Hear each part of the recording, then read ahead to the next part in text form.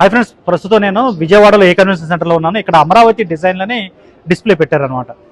ఈ అమరావతి పూర్తయిపోతే ఈ విధంగా ఉంటుంది.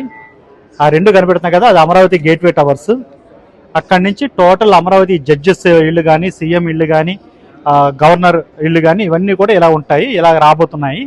ఇందులో ఐకానిక్ టవర్స్ అంటున్నారు కదా, ఇవే రాబోతున్నటువంటి సెక్రటేరియట్.